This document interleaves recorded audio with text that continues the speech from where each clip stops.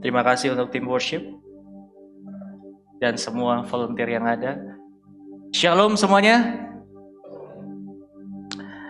Ya, saya mau mengucapkan selamat buat kita semua yang sudah melangkah ke 5 bulan. Perjalanan yang tak terasa, tiba-tiba kita berdiri, kita jadi gereja Tuhan, masuk ke bulan yang kelima. Nah, bulan ini Bapak Ibu Saudara kita akan membahas tentang yang namanya pertumbuhan. Growth. Ya. Bertumbuh baik di dalam maupun dampaknya keluar. Nah, saya akan memulai dari dalam, yaitu from hidden roots to visible fruit. Dari akar yang gak kelihatan menuju buah yang terlihat. Ini sebuah pekerjaan yang tentunya gak enak dan gak nyaman. Oke? Tapi gini saudara, setiap kehidupan kita pasti menantikan yang namanya pertumbuhan. Saat mungkin Bapak Ibu di sini yang punya anak dari mengandung, akhirnya anak itu lahir dari kecil terus bertumbuh. Orang tua itu pasti menantikan dan betapa bersyukurnya ketika anak itu bertumbuh, betul tidak? Atau teman-teman sedang menanam satu pohon yang kalian nantikan. Kalian tanam dari benih, terus kalian rawat, siram, pupuk, dan seterusnya. Pertumbuhan itu selalu kita nantikan, pertumbuhan itu selalu yang kita harapkan, betul? Cuma satu yang kita tidak harapkan di dalam pertumbuhan, apa? Bertumbuhnya berat badan. Kenapa Anda tersinggung? Saya tidak menyinggung. Ya, artinya apa? Sesuatu yang hidup butuh bertumbuh, amin. Dan itu nature. Sama kehidupan kita, iman kita di dalam Tuhan. Kita harus mengalami pertumbuhan, saudara. Tapi masalahnya ini loh. Manusia itu cenderung result oriented. Sedangkan Tuhan proses yang menjadi tujuannya, saudara. Tuhan lebih banyak bekerja melalui proses daripada melalui hasil. Hasil dapat dilihat manusia, betul. Tetapi proses itu membentuk manusia. Jadi itu kenapa tadi kita nyanyikan lagu terakhir, walaupun gunung tak berpindah. Artinya apa saudara? Ketika kita mengalami satu pergumulan hidup, kita ada di dalam satu musim kehidupan, dan kita sudah berdoa, kita sudah melakukan apa yang menjadi bagian kita. Bahkan saudara sudah berjuang, berkorban, banyak hal lah yang dilakukan. Tetapi kenapa masalahnya tidak berubah? Tetapi kenapa masalahnya tidak kunjung selesai? Karena problemnya bukan Tuhan tidak mampu menolong kita. Tetapi masalahnya kita salah melihat apa yang Tuhan sedang kerjakan di dalam diri kita. Betul? Karena Tuhan fokus kepada membentuk hati kita, membentuk karakter kita. Sedangkan kita fokusnya apa? Kalau aku punya masalah, harus selesai. Apapun itu, saudara. Kalau aku lagi sakit, berharapnya apa? Ya sembuh. Kalau saya punya masalah hutang, solusinya apa? Terbayar. Kalau pergumulanku hari ini pasangan hidup, jawabannya apa? Jodoh. Berapa banyak saudara yang kita mengalami ini semuanya? Kita semua, betul? So, mulai hari ini, kita coba rubah mindset kita. Kita coba rubah cara kita melihat dan memandang pekerjaan Tuhan. Bahwa bukan hasil yang menjadi fokusnya, tetapi proses yang Tuhan izinkan yang terjadi dalam hidup kita. Itu yang menjadi tujuan utamanya, saudara. Buat Tuhan bukan karena tidak mampu menolong kita, tetapi masalahnya adalah kita mau diubahkan nggak serupa seperti Kristus. Amin. Karena coba cek di dalam masalah kehidupan kita, pergumulan hidup kita. Ketika kita mengalami pergumulan hidup, ketika kita mengalami masalah, kita beriman, kita udah surrender, kita sudah berserah penuh sama Tuhan. Tapi kadang gak kelar-kelar juga tuh masalah. Karena itu tadi, kita melihat hasil, sedangkan Tuhan mau loh. Yang kamu butuhkan hari ini adalah pertumbuhan. Yang kamu butuhkan hari ini adalah mengenal aku. Yang kamu butuhkan hari ini adalah detak jantung kita satu nada.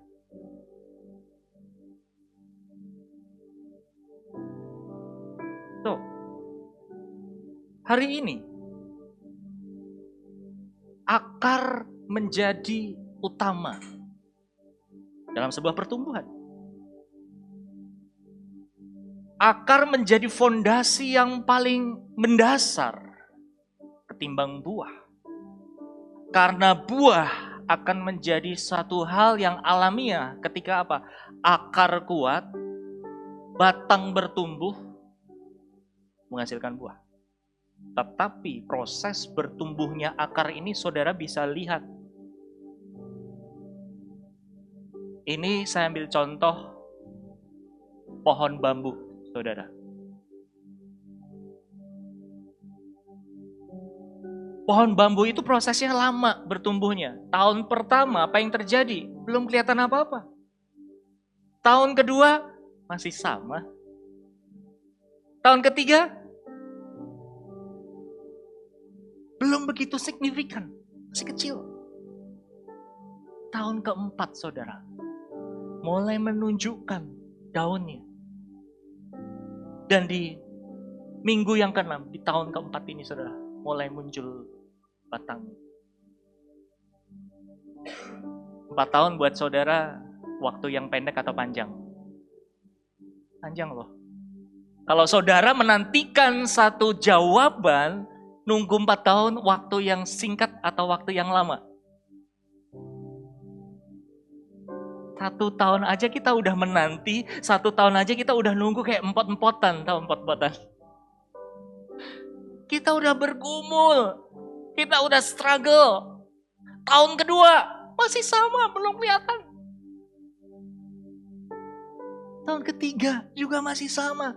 Mungkin kita bisa mundur di tahun ketiga.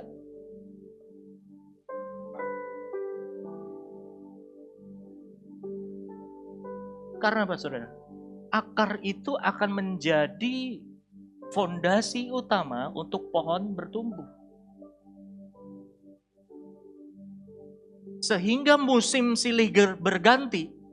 Seperti tadi lagu yang terakhir kita nyanyikan, walaupun gunung gak berpindah, musim terus berganti. Sesuatu yang gak kelihatan itu terjadi. Kita tetap punya pohon iman yang kokoh, yang kuat.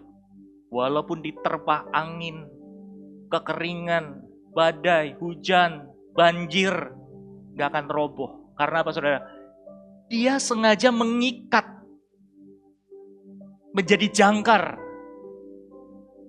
supaya terpaan terjadi, tetap kuat.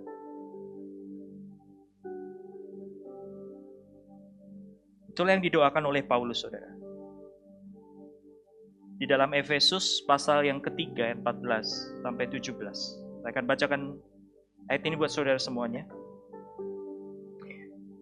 Itulah sebabnya aku sujud kepada Bapa, yang daripadanya semua turunan yang di dalam surga dan di atas bumi menerima namanya.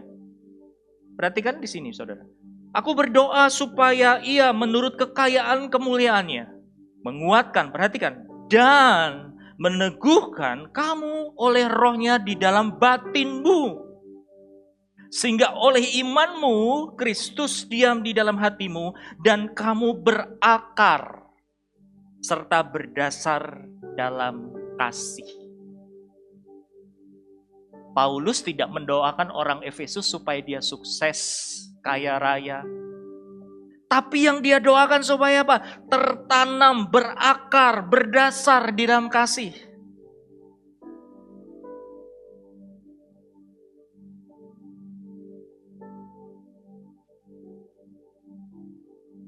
Dan dia ulang doanya lagi. Aku berdoa supaya kamu bersama-sama dengan segala orang kudus dapat memahami betapa lebar dan panjangnya dan tingginya dan dalam kasih Kristus. Dan dapat mengenal kasih itu sekalipun ia melampaui segala pengetahuan. Aku berdoa supaya kamu dipenuhi dalam seluruh kepenuhan Allah. Bagi dialah yang dapat melakukan jauh lebih banyak daripada yang kita doakan dan atau pikirkan. Seperti yang ternyata dari kuasa yang bekerja di dalam kita.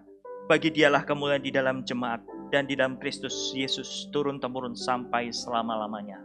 Amin. Saudara, ini adalah doa yang menurut saya full power. Walaupun doa ini kalau didengar jemaat kayaknya biasa aja.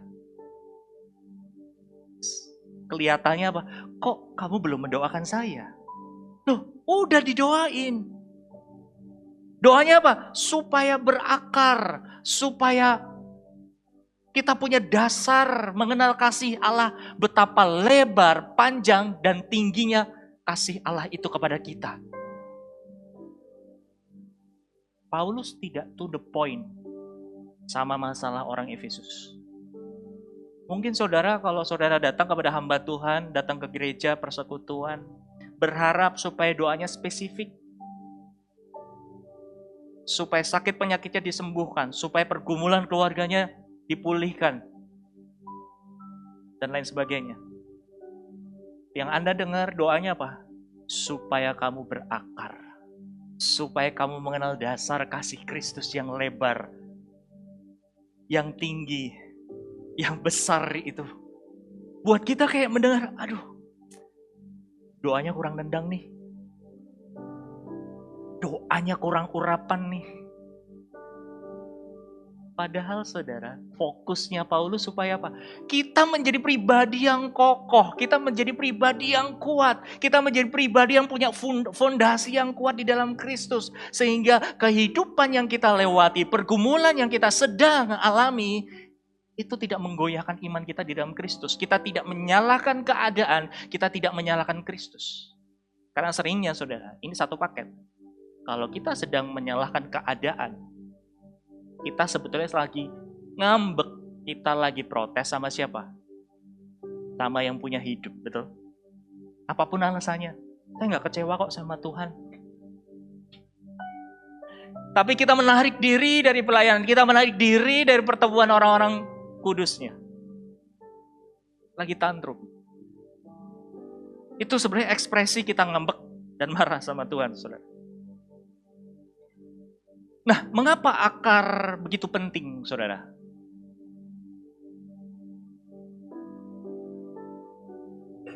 Saudara, terima nggak terima, mau nggak mau, firman Tuhan udah catatkan keadaan hari ini. Saya nggak akan baca karena saudara pasti sering dengar ayat ini, 2 Timotius pasal yang ketiga, 1-5. Itu adalah keadaan akhir zaman, saudara. Tapi yang saya mau highlight di sini, yang saya mau bold di sini adalah, ketahuilah bahwa pada hari-hari terakhir akan datang masa sukar. Kita sedang ada di dalam masa kemakmuran, saudara. Dikatakan apa? Manusia akan mencintai dirinya sendiri. Valid. Itu terjadi. Makin ke sini, orang makin egois. Makin mikir dirinya sendiri, percayalah. Dan itu yang saya sebutkan bahwa krisis akhir zaman itu sebenarnya bicara tentang krisis karakter, krisis fondasi hidup. Karena kalau saudara menghadapi masalah, menghadapi pergumulan seseorang, saudara, Anda punya tips, Anda punya arahan, Anda punya dorongan. Kamu lakukan ini, kamu lakukan itu. Kalau masalahnya misalkan dalam keuangan, yang kamu butuhkan adalah apa? Surrender, beriman. Kalau masalahnya di dalam keluarga, kamu harus mengasihi extra mile. Kamu harus mengasihi dengan kasih Tuhan. Kamu harus ampuni. Masalahnya adalah ada enggak fondasi untuk berjuang ke situ. Artinya apa saudara? Masalah apapun yang sedang dialami dan jalani oleh kita manusia ini, kalau kita nggak punya fondasi kuat, kita nggak punya bahan bakar. Kita nggak punya daya juang loh. Percayalah. Jadi kadang-kadang kita layan Tuhan ini kalau menghadapi konseli, saudara, menghadapi masalah, yang kamu butuhkan adalah fondasi, yang kamu butuhkan adalah akar, yang kamu butuhkan adalah dasar mengenal siapa Kristus buat kamu secara pribadi dulu. Karena percuma nanti kalau diarahin kamu harus berdoa, kamu harus beri diri lebih lagi sama Tuhan.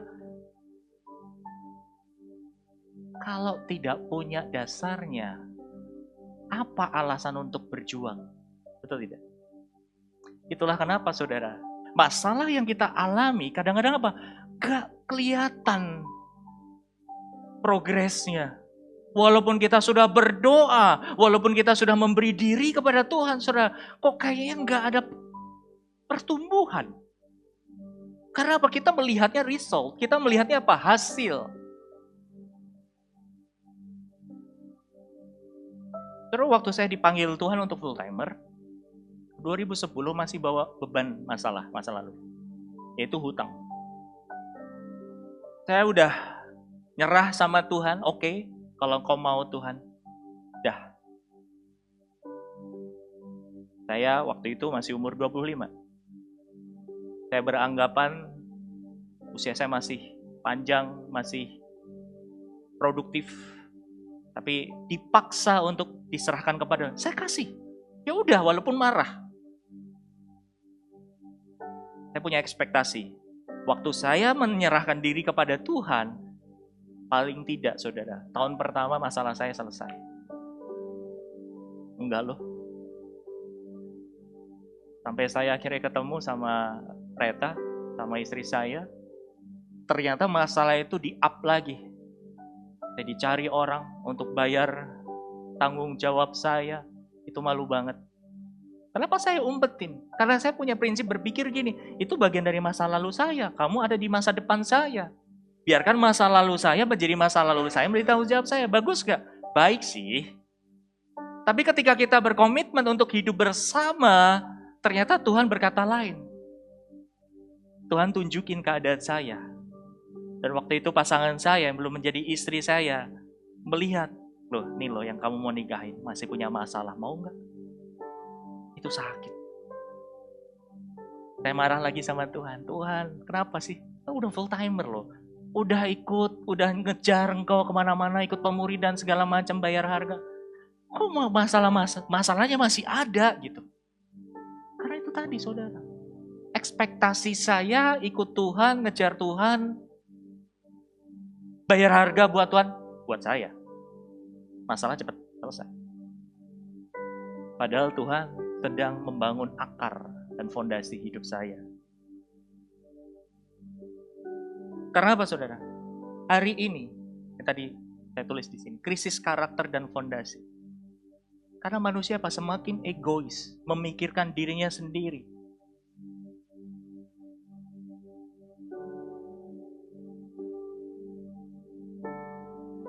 Bicara tentang aku, diriku, dan diriku sendiri. Ketika egois atau aku, ini fokusnya adalah apa? Apa yang aku inginkan, apa yang aku harapkan, itu harus terjadi. Diriku, ini bicara tentang apa yang membuat diriku nyaman. Apa yang membuat hidupku pasti-pasti aja. Dan diriku sendiri, ini apa yang menguntungkan aku ketika aku harus bayar harga. Ada nggak dampaknya kalau aku lakukan ini? Ini egois. Ini yang Tuhan mau tanggulangi di dalam kehidupan kita semua saudara. Waktu kita bergumul, waktu kita menghadapi satu masalah. Kenapa masalah kita kok nggak kunjung selesai-selesai? Karena fokus Tuhan adalah apa? Mau cabut ini semuanya, akar yang salah ini cabutin dulu. Saudara, kalau di rumah saudara ada rumput, Anda potong rumputnya, gak akan lama lagi rumput itu akan tumbuh lagi. Karena apa? Akar dari rumput itu masih tinggal. Ini yang terjadi dalam hidup kita, saudara. Bahwa kita membawa mentalitas budak, kita masih membawa mentalitas yang salah di hadapan Tuhan. Itu yang Tuhan mau jebol dulu, bedol dulu, cabut dulu semuanya. Sampai akhirnya apa? Tanahnya subur dan ditanam benih yang benar. Makanya apa? Prosesnya panjang.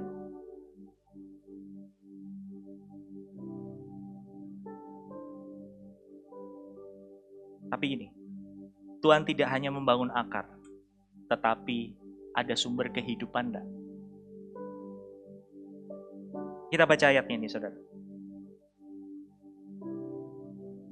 Injil Yohanes pasal 15 ayat 1-5 dikatakan demikian. Akulah pokok anggur yang benar dan Bapakulah pengusahanya. Setiap ranting padaku yang tidak berbuah dipotongnya, dan setiap ranting yang berbuah dibersihkannya supaya ia lebih banyak berbuah. Saya berhenti dulu sampai di sini. Waktu kita menyerahkan diri sama Tuhan, waktu kita mau mengikuti prosesnya Tuhan, kok kayaknya masih sakit ya?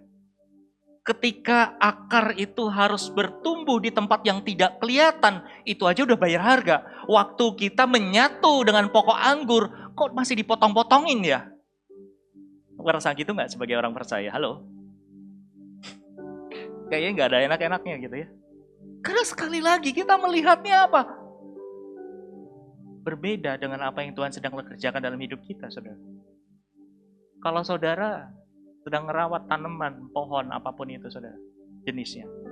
Kadang-kadang kita yang merawat, yang punya tanaman, itu harus merelakan dipapas dulu nih.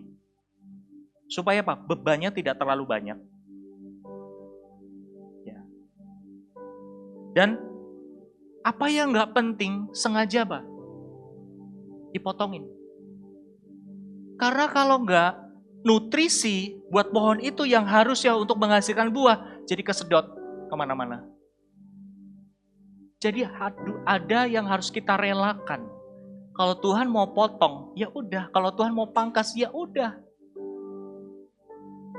Karena kadang-kadang kita marah sama Tuhan, kita protes sama Tuhan, tapi tidak mau meninggalkan apa yang harus kita tinggalkan. Salah satu contoh gini, saudara. Ada orang yang sedang bergumul di dalam keuangan. Orang datang kepada saya, dia tanya, Pak, sebatas apa saya harus membantu saudara saya?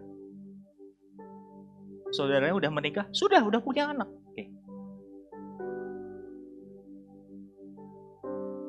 Saya sampaikan, pokok orang namanya sudah berumah tangga itu udah sama seperti kayak membangun negaranya masing-masing. Hidupnya harus otonomi. Oke. Tapi gimana cara menyikapi ini? Pertanyaannya gini. Karena orangnya sedang tertuduh, saudara, sama apa? Kita kan saudara, kita kan keluarga, harus saling bantu-membantu. Kan gitu, Pak? Oke, itu gak salah. Tapi coba lihat. Dalam tahapan apa kita harus membantu orang itu? Kalau dia sampai benar-benar gak bisa makan, dia gak punya tempat tinggal, butuh disupport, butuh didukung, sok silakan. Bantu semampumu. Enggak, Pak, masalahnya adalah saudara saya ini punya anak yang sekolahnya bayarannya itu lebih mahal dari si orang yang datang kepada saya. Ngerti nggak maksud saya? Artinya apa? Sebetulnya secara lifestyle masih bisa loh dikurangin. Tapi dia mempertahankan lifestyle-nya ini dan akhirnya apa? Hidupnya berkekurangan. Kalau udah berkekurangan, datang nih ke keluarga yang datang ke saya ini. Tolong dong bantu gua. Buat anak gua, buat sekolah anak gua. Dalam arti gini, anakmu aja sekolahnya lebih mahal daripada anak gua. Kamu butuh duit, kamu butuh bantuan, lari ke saya. Aku, maksud saya, saudara. Kadang-kadang gitu, ketika kita diproses sama Tuhan, kita sebenarnya masih bisa untuk menurunkan dan menghilangkan bagian-bagian yang harus kita hilangkan, betul nggak? Tapi sometimes kita terus teriak sama Tuhan karena apa? Gak mau menanggalkan apa yang harus kita tanggalkan. Kita tetap merasa kurang. Padahal apa? Kamu sebetulnya kalau hidupnya mencukupkan dari apa yang kamu punya, kamu gak berkekurangan. Masalahnya adalah kamu tidak mau mengurangi lifestyle kamu. Ini yang jadi masalah. Itulah kenapa saudara ketika kita melekat sama Tuhan dipotongin itu. Sakit-sakit buat daging. Tapi itu baik buat pertumbuhan kita. Amin. Nah, kehidupan itu dimulai dari kematian. Siapa yang setuju? Gak ada yang setuju? Karena pasti menyakitkan, betul tidak? Bukan saya yang bilang. Nih. Yohanes pasal 12, ayat 24 sampai 25. Aku berkata kepadamu, sesungguhnya jikalau biji gandum tidak jatuh ke dalam tanah dan mati, ia tetap satu biji saja. Tetapi jika ia mati, ia akan menghasilkan banyak buah. Barang siapa mencintai nyawanya, ia akan kehilangan nyawanya. Tetapi barang siapa tidak mencintai nyawanya di dunia ini, ia akan memeliharanya untuk hidup yang kekal. Ini problemnya, saudara. Tuhan Yesus sudah nulis. Yang namanya biji itu, biji gandum itu tidak akan bertumbuh, tidak akan bermultiplikasi kalau dia tidak jatuh ke dalam tanah dan mati. Pak, tapi sakit. Tapi hidup di dalam tekanan, betul. Itulah kenapa Tuhan Yesus juga mencatat apa? Kalau seseorang cinta sama nyawanya, dia akan takut, dia akan kehilangan. Ini prinsip saudara. Manusia kita kadang-kadang apa? Mempertahankan sesuatu kehidupan, mempertahankan sesuatu yang kita sayangi. Kita kan tidak mau melepaskan. Salah satunya itu tadi, lifestyle-nya nggak mau dirubah. Dan Tuhan Yesus udah jadi teladan buat kita semua. Dia menjadi benih yang hidup, yang akhirnya saudara dan saya terima. Tapi apa yang harus dia lewati, saudara? Dia harus mati dulu. Dia harus menjadi benih yang jatuh ke dalam tanah. Dia harus mati dulu. Supaya apa? Dia menjadi hidup. Menghidupkan saudara dan saya.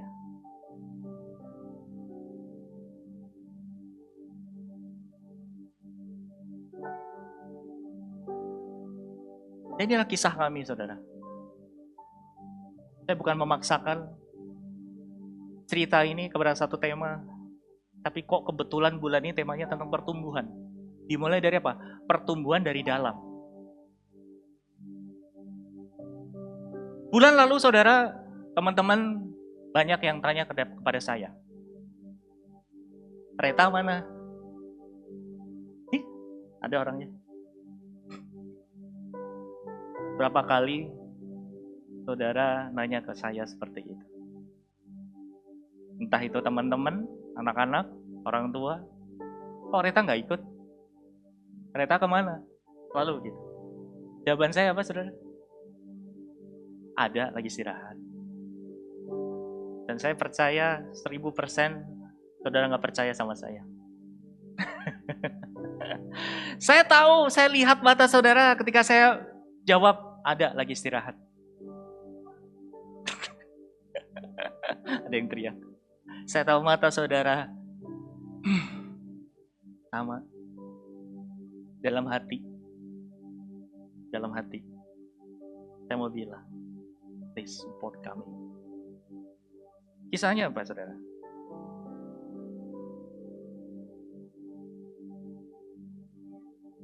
Jadi diawali awal bulan Mei, ya. Awal bulan Mei saya antar istri ke dokternya untuk kontrol.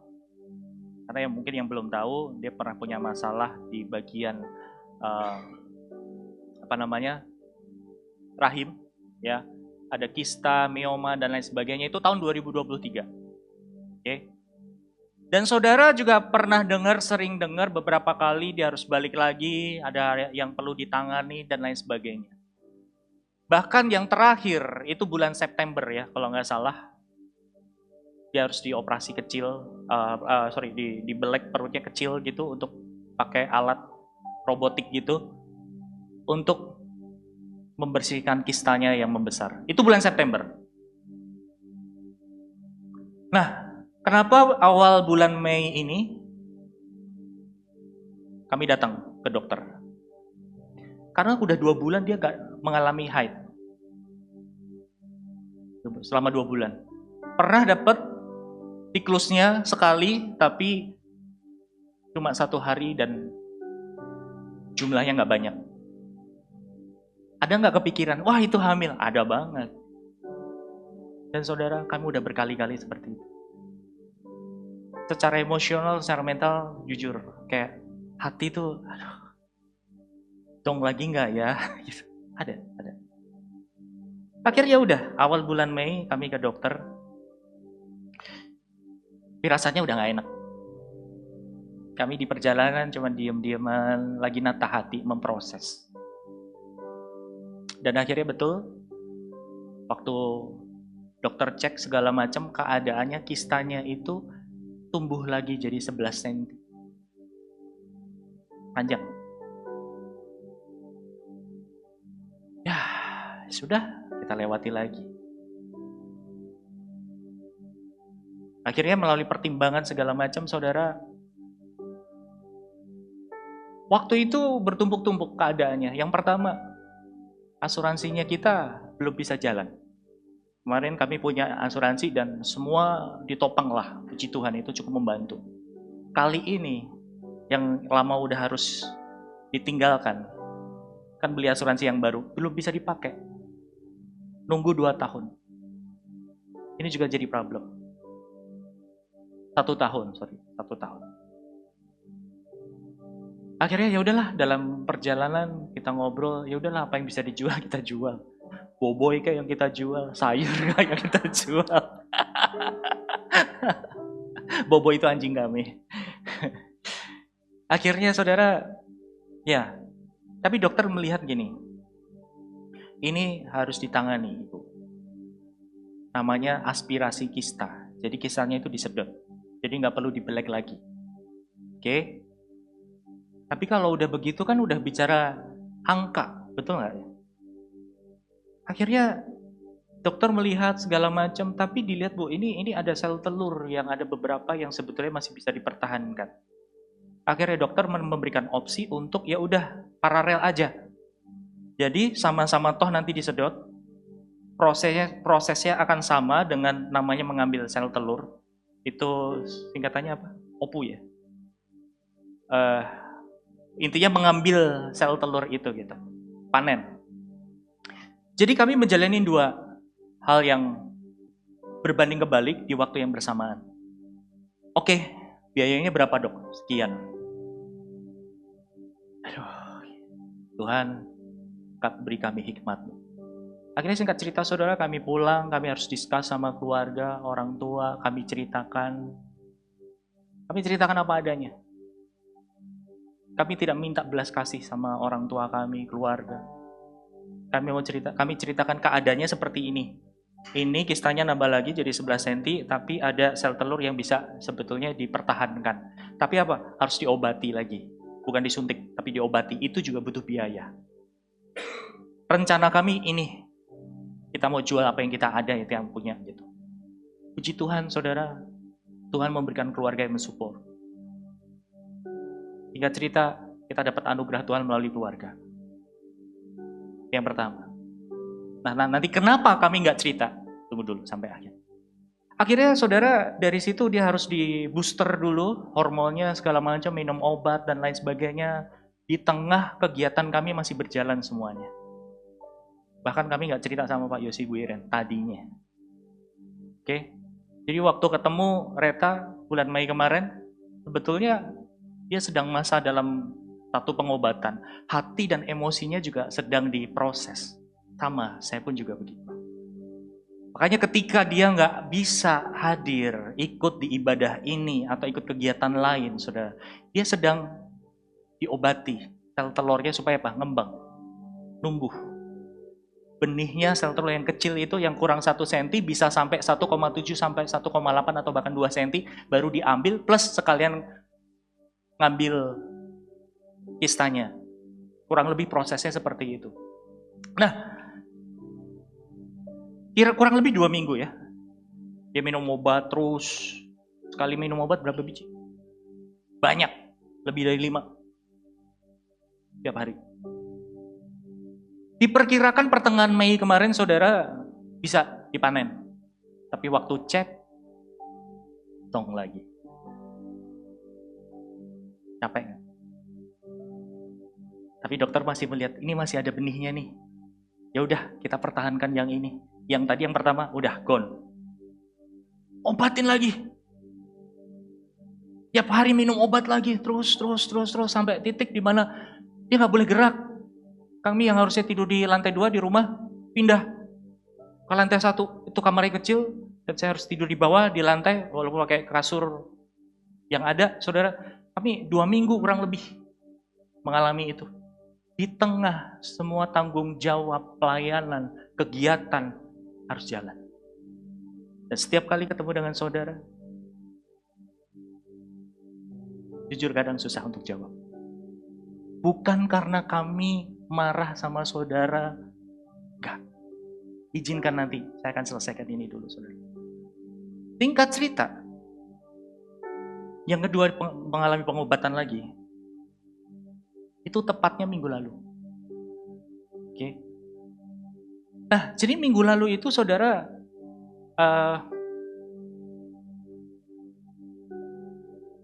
sel telurnya ada perkembangan. Ada 2. Hari Jumat, saya antar reta kontrol.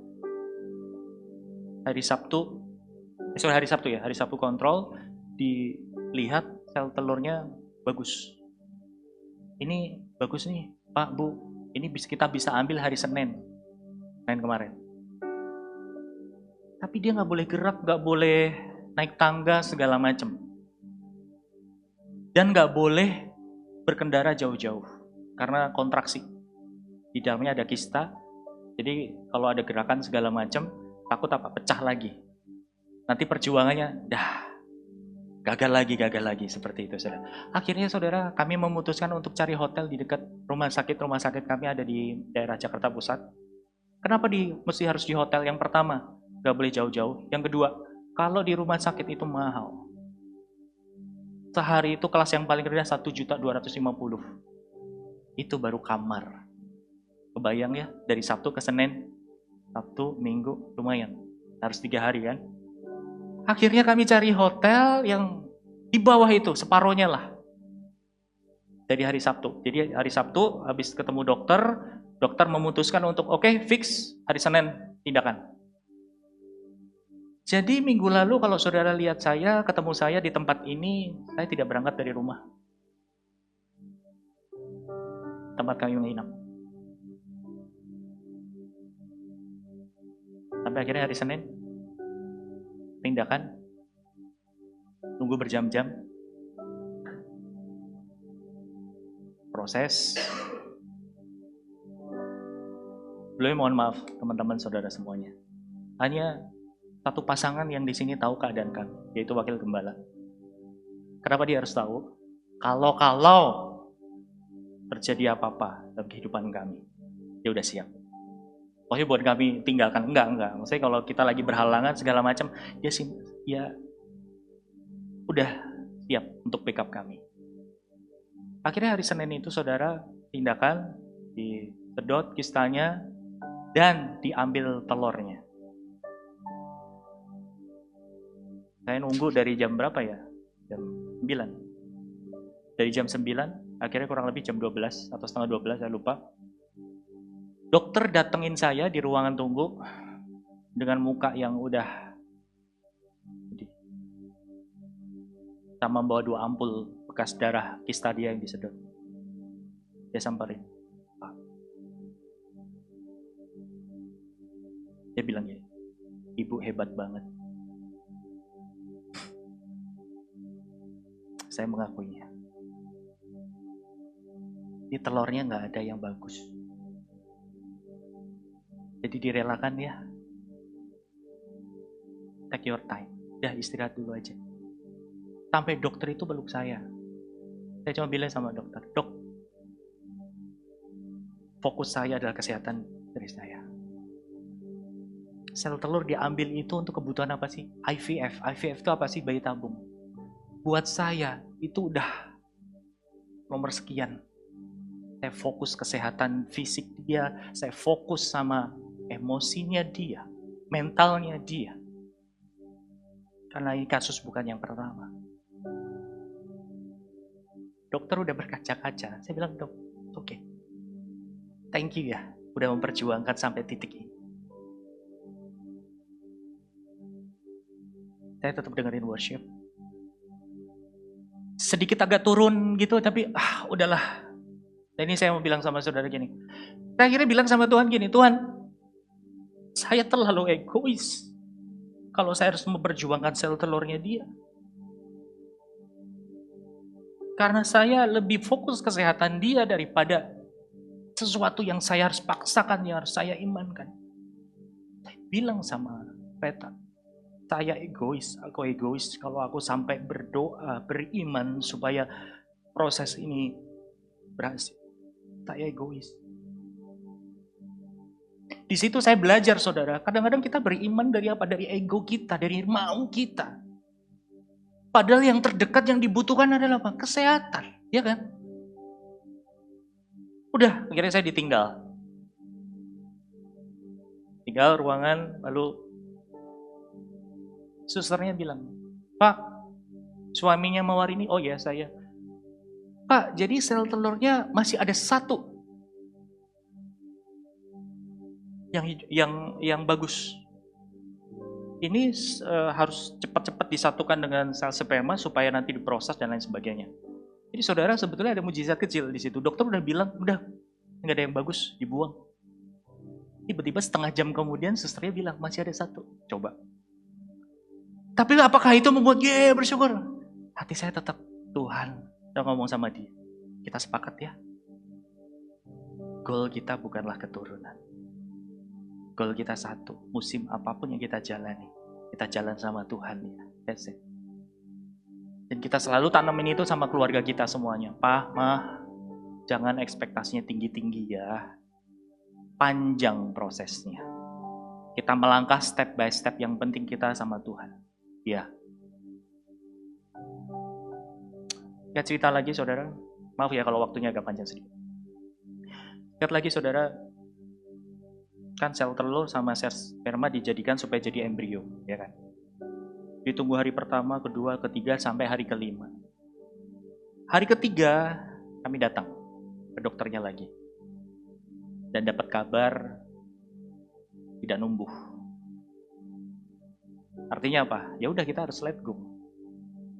Tapi puji Tuhan kami berdua datang dengan rasa, udah Tuhan, kita udah nggak punya beban, yang penting kita udah lewatin proses ini. Dan akhirnya betul, dokter bilang, Bu, ini sebetulnya sel telurnya bagus loh, ini segala macam. Saya bilang sama dia, bisa nggak ada hal yang kita syukuri? Apa? Bahwa nggak ada kelainan sebetulnya. Kalau kita belum punya keturunan, artinya apa? Ya memang, ya udah itu hak prerogatifnya Tuhan. Sampai rumah saudara, yang nangis malah mama. Ya seorang ibu lah ya. Kita malah makan durian. Nah, kenapa saya nggak cerita sama saudara semuanya? Alasannya ini. Kejadian 22 ayat 5. Kata Abraham kepada kedua bujangnya itu, tinggallah kamu di sini dengan keledai ini. Aku beserta anak ini akan pergi ke sana. Kami akan sembahyang, sesudah ini kami akan kembali kepadamu. Ini yang paling sakit. Kenapa kami nggak cerita sama saudara semuanya? Bukan kami nggak butuh, kami butuh. Waktu saudara nanya, Reta kemana? Apa yang dialami? Ada ekspektasinya, wah hamil ya gitu ya. Akhirnya kita declare, please jangan berpikir Reta lagi hamil. Enggak. Kita langsung cut off. Kenapa kita nggak cerita?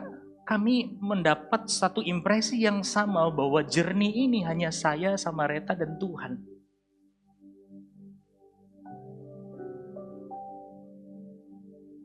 Kami harus membawa persembahan hidup kami kepada Tuhan tanpa siapa-siapa.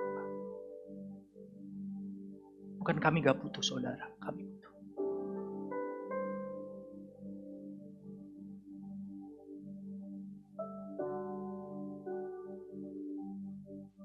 ada momen di mana dia nggak bisa ikut saya. Saya sering sendiri bulan kemarin, bulan Mei. Dan saya nggak cerita sama dia, baru kali ini saya cerita. Hampir setiap saya keluar, saya nangis.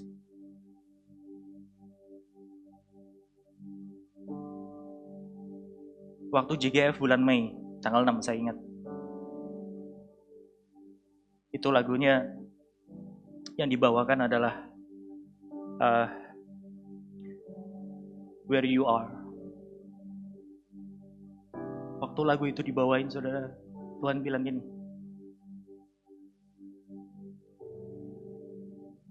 apakah kamu masih mengasihi aku? Itu jawabannya, susah jawaban yang saya cuma nangis sama Tuhan. Gak ada jalan lain, Tuhan.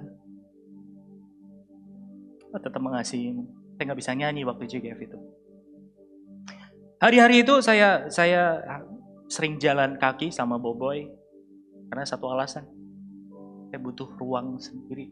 Karena waktu jalan itu saya sambil dengerin worship, saya nangis di situ. Saya bilang sama Tuhan gini, seperti Daud, saudara, ketika dia mengalami masalah, pergumulan, apa yang dia alami, cuma satu, dia mencatat gini, Tuhan jangan jauhkan rohmu daripadaku. Oke, kalau ini harus aku lewati, aku lewati. Gak ada orang. Keuangan kami juga lagi babak belur dan lain sebagainya. Kami butuh dukungan teman-teman, segala macam doa, mental kami dikuatkan dan lain sebagainya. Tapi kami harus jalanin sendiri, saudara. Tapi kalau ini musimnya kami harus jalanin. Ya sudah. Sama seperti Abraham. Ketika dia membawa Ishak, membawa sesuatu yang dia kasihi kepada Tuhan untuk dia persembahkan. Enggak ada orang. Ini jernih kami.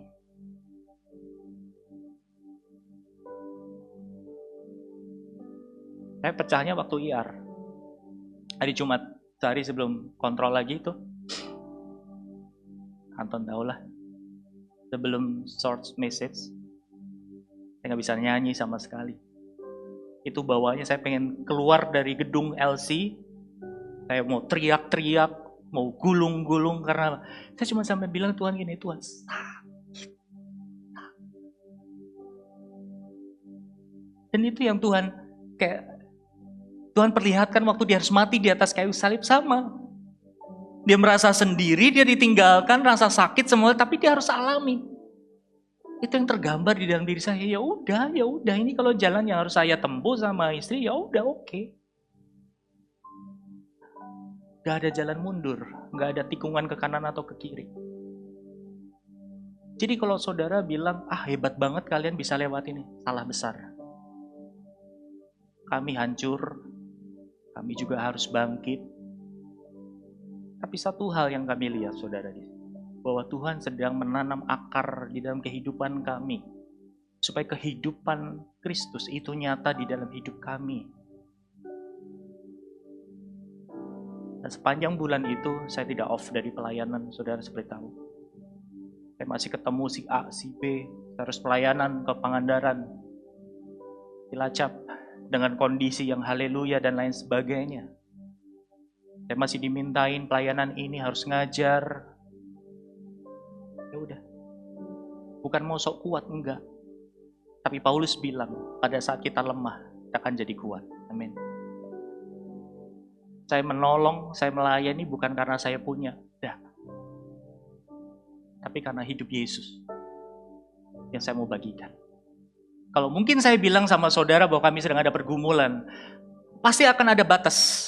Udah, jangan libatin Kak Agure. Kita aja, betul nggak? Nggak mau ngerepotin. Karena hari-hari itu saudara, beberapa teman-teman kita juga sedang bergumul dengan kehidupannya masing-masing. Bahkan ada yang sedang mempersiapkan pernikahan. Kami nggak mau mengganggu suasana ini yang sedang berproses semuanya. Karena kebetulan ini, kami harus mempersembahkan hidup, apa yang kami pegang, apa yang bernilai dalam hidup kami harus let God. Bukan lagi let go. Kasih ke Tuhan. And finally, hari Senin kami sudah lewati segala macam minggu ini. Jadi saya bisa ikut lagi. Dan kami tetap berjalan bersama-sama dengan saudara. Apa yang pengen saya bagikan buat saudara semua bukan kisah kami, enggak. Tapi itu tadi, akar itu begitu penting untuk dibangun saudara semua. Supaya apa? Ketika kehidupan saudara punya pergumulan, diterpa sana sini segala macam, saudara nggak jadi apa? Lemah. Tetap berakar.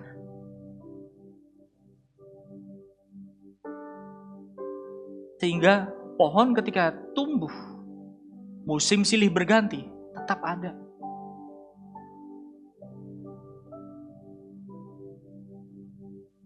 Buah selalu bertumbuh di ujung ranting.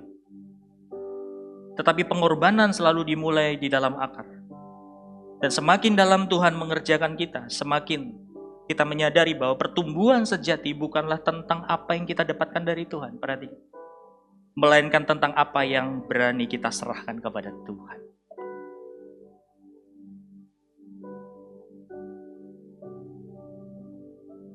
Izinkan Bapak Ibu Saudara berakar, supaya saudara tidak tumbang. Izinkan hidup saudara terus melekat sama Tuhan, supaya kita tidak kekeringan. Menyerah sama Tuhan, bukan menyerah sama keadaan. Supaya apa? Kita tidak hidup untuk diri sendiri lagi. Saya belajar banyak dari 1 bulan kemarin, saudara. Saat hati lagi hancur-hancurnya, bahkan di devotion pagi sebelum kita melayani setiap hari Minggu pagi ya. Saya pernah bilang, hidup saya itu udah kayak layangan putus. Itu serius. Kalau saya tetap ada di dalam pelayanan, itu bukan karena saya kuat, bukan saya hebat, enggak. Hati saya hancur. Tapi saya tidak mau membiarkan keadaan saya mempengaruhi panggilan. Saya tidak mau emosi saya mempengaruhi kehidupan saya. Karena Yesus mengajarkan kepada kita, berbanding kebalik dengan prinsip dunia. Kita selalu bicara tentang aku, diriku, dan diriku sendiri. Tapi Alkitab mengajarkan, Tuhan Yesus mengajarkan apa? Hidupku bukan lagi aku sendiri lagi.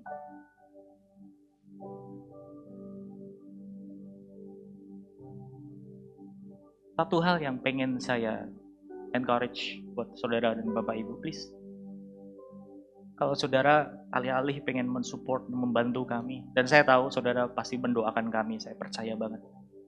Satu hal yang kami sebenarnya harapkan dan mohon, satu. Jangan egois. Itu aja. Jangan egois. Serahkan hidupmu sama Tuhan. That's it. Itu lebih dari cukup untuk membantu kami. Bukan berarti kami nggak mau untuk nanti suatu saat melayani saudara. Enggak. Tapi ketika saudara berada di dalam pergumulan hidup dan proses hidup, please jangan egois.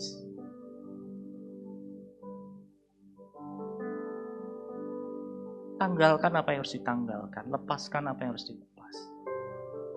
Kalau memang saudara dikasih kepercayaan pelayanan, ya udah, masalah, tugas ya tugas. Tapi kalau sampai nggak bisa banget, ya udah, nggak apa-apa, nggak masalah. Tapi saudara nangkep poinnya di sini. Kalau kami menceritakan detailnya terlalu banyak, too much. Tapi intinya saudara, sebulan yang kami lewati benar-benar hancur-hancuran. Tapi yang dipermuliakan adalah Tuhan. Kalau kami ada hari ini, kami tetap meresponi, kami tetap mau menerima panggilan ini. Karena kami mau meresponi kasih karunia yang Tuhan udah beri. Dia udah mati buat kita. Lunas, dibayar. Apa yang harus kita pertaruhkan lagi? Tuhan. Kami bilang kemarin, baru tadi malam, hidup kita luar biasa banget ya. Bulan lalu kudubrak-dubruk dengan urusan sendiri. Kayaknya baru bisa nafas, udah urusannya orang lain lagi. Satu hal saudara, hidup yang berbuah itu adalah hidup yang dirasakan oleh orang lain. Amin. Makanya apa? Jangan egois, please. Matikan apa yang harus kita matikan. Akunya, kendali hidup kita. Bawa hidup saudara, kasih persembahkan buat Tuhan. Sama seperti tadi Abraham. Waktu dia bawa Ishak, cuma berdua. Hancur nggak hatinya Abraham? Hancur. Tapi itu persembahan yang Tuhan nggak pernah lupakan. Sampai namanya Allah Abraham, Allah Ishak, Allah Yakub. Mau nama saudara disematkan nama Allah? Amin. Berdiri buat Tuhan. Saya undang di musik. Kita lanjutkan dalam perjamuan kudus.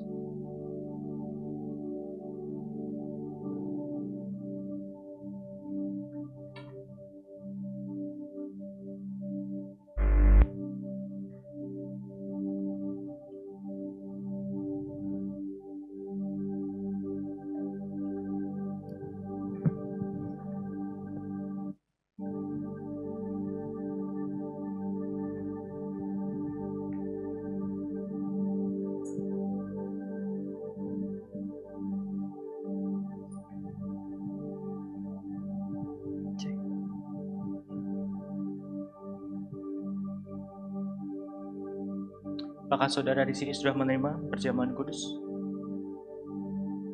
Bagi yang belum, mungkin boleh angkat tangan. Nanti pelayan Tuhan akan mengantarkan buat saudara. Sudah semuanya?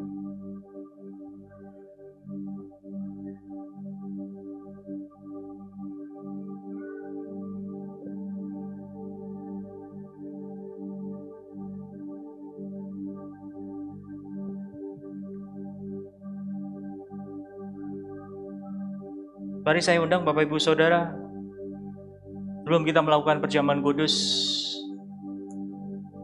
saya ajak supaya apa yang saya bagikan pada hari ini menjadi satu perenungan.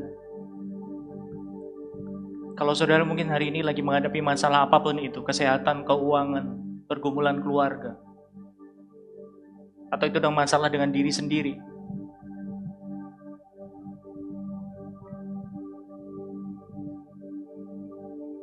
saudara merasa sudah melakukan sesuatu buat Tuhan, tapi belum ada hasilnya, please, lanjutkan. Karena di saat itu, akar Bapak Ibu Saudara sedang mencengkeram ke dalam tanah untuk mendapatkan nutrisi dari sumbernya. Amin. Kalau doa saudara belum dijawab hari ini, tetap percaya. Walaupun gunung belum berpindah, bahkan tak berpindah, serahkan hidup saudara, asal Yesus tetap jalan bersama dengan saudara. Saya tidak tahu saudara punya pergumulan apapun. Kita mau lakukan perjamuan kudus ini dengan membawa hidup kita, masalah kita sama Tuhan. Amin. Dan mari kita naikkan satu pujian, satu penyembahan sebelum kita menerima perjamuan kudus.